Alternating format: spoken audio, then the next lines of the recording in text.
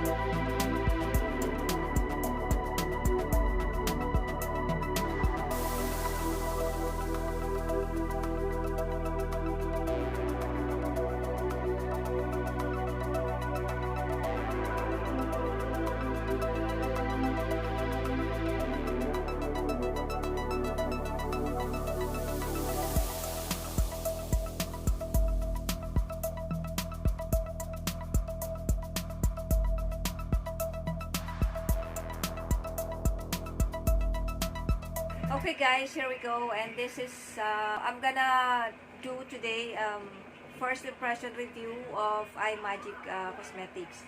So ito siya guys, ayan. Highlight, blush, and contour palette. So ang nakuha kong combination of shades is Golden Temptation. Ito mga highlighters ang mga to. At ito naman yung pang contour. And these two shades are for blush.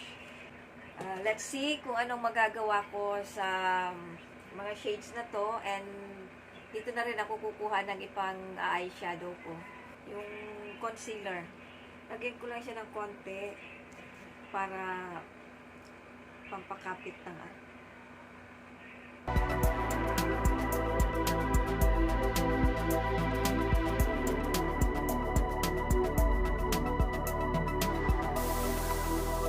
gagawin ko tong transition. Gusto nyo makatipid? So, gagawin natin to. Dito na lahat.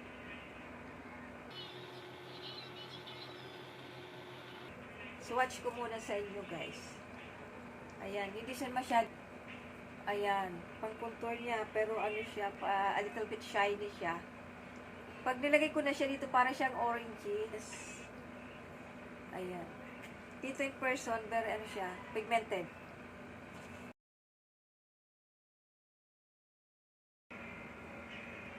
This one is yung highlighter. Ayan, para siyang golden. Ang ano, yung champagne. Ayan. So, 1, 2, 3, 4, 5, 6. Okay, let's proceed now. So, I'm so excited with these shades. Para magandang kalalabasan ng ano natin. Gagawin.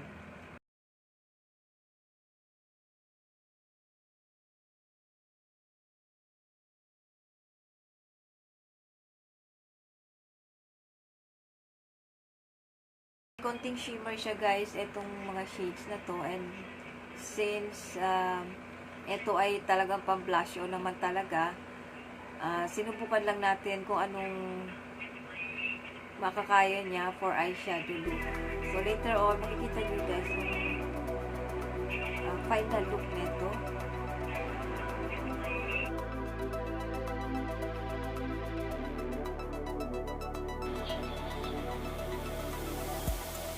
Ayan, guys. Simplihan lang natin. Pero alam nyo, guys, dyan sa camera, hindi masyadong kita yung eyeshadow ko. Pero here in person, kita-kita na siya, guys. It's orangey. So, ito try ka natin dito sa pinaka-crease.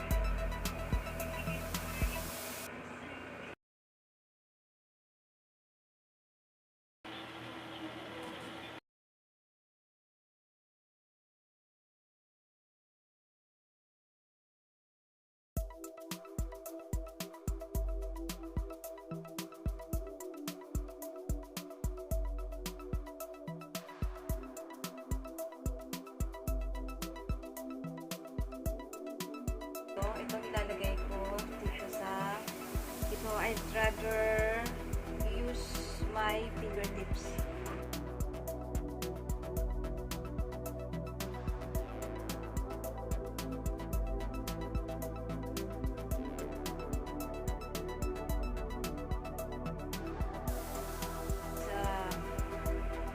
Pero simple lang, guys, ang Valentine's look, especially sa mga pupuntahan, yung nakatake, pwede nyo na ito gayahin ang Teviant. I'm gonna use this. It's a green eyeliner para maiba naman.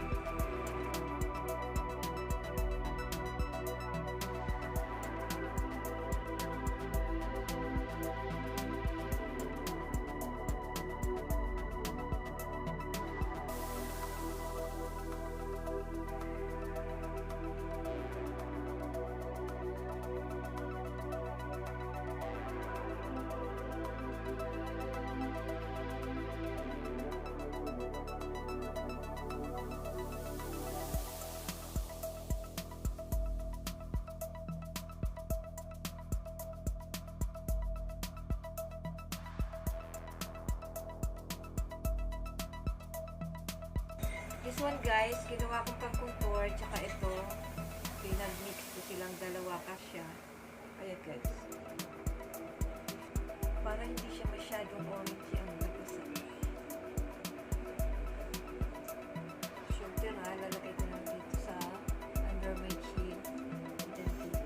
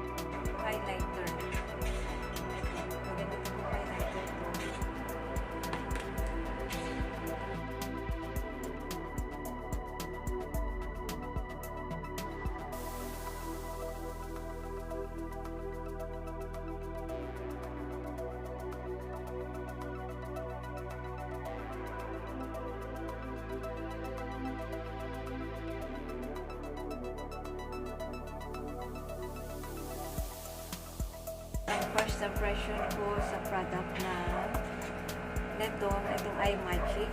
To blend yung ano nila and very soft ang formulation ng product. Powdery. And then, ayan guys.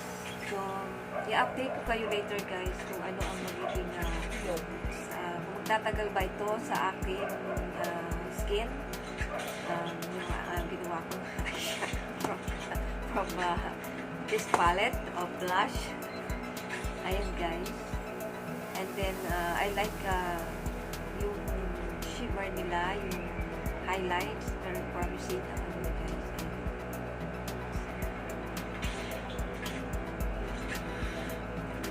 In 6 o'clock, later, i-update ko kayo kung ano magiging performance ng nire-review kong IMAGIC Superstay Coffee Edition sa Maybelline Superstay Coffee Edition in the shade of 270. I think it's coffee.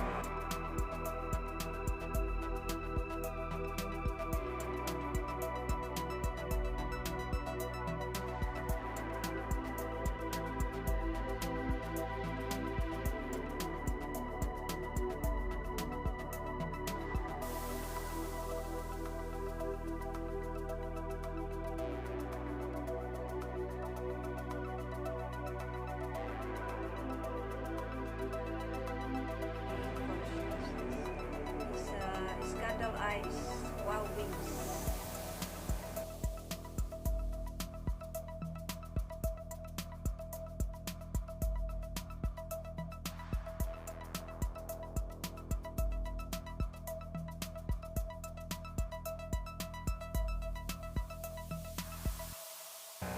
Okay guys, I'm done now with my Valentine's look tutorial and then yung first impression review ko ng product na to na IMAGIC. So, eto na guys ang aking look and I hope na nagustuhan nyo ang ginawa kong tutorial for Valentine's look, especially sa mga date. Here's now my final look for your date on February 14th. Guys, so it's up to you what attire you want to watch. The looks like this. So, this is how I do it. I hope na na-enjoy nyo ang video na ginawa ko kayo guys. Thank you for watching. And don't forget to press the subscribe button and click the bell button so that you're updated with all my videos watching. And I will come later for my final thoughts about this IMAGIC palette that I'm review. And for now, I can say that palette are good enough for its price.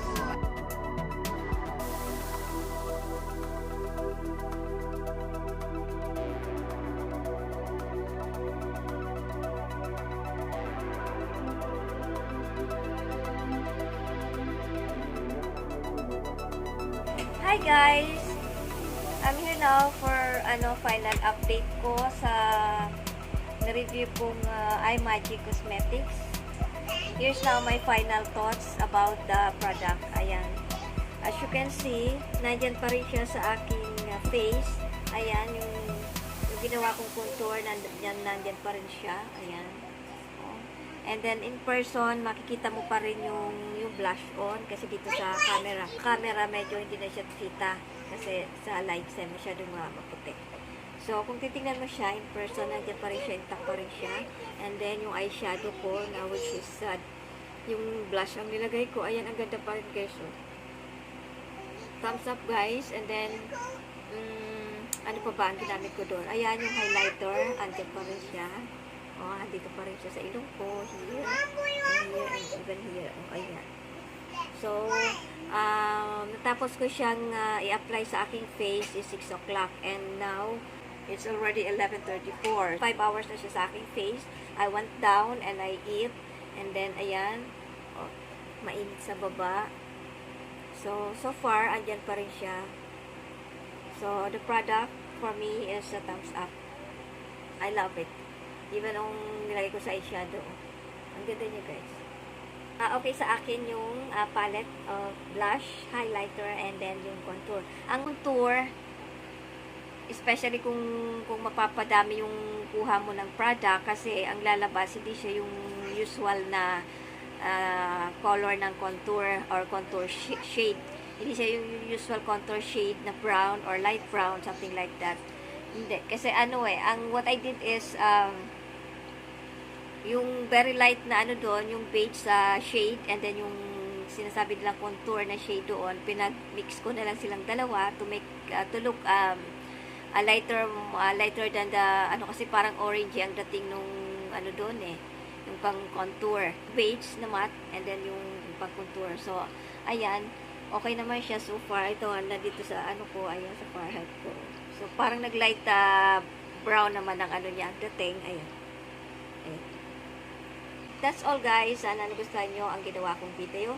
At sana na nakatulong itong ginawa kong first impression review para sa inyo guys ng product ng IMAGIC PROfessional Cosmetics. So, thank you so much guys for watching, and please don't forget to press the subscribe button and click the bell button so that you are all updated with all my future videos. Bye!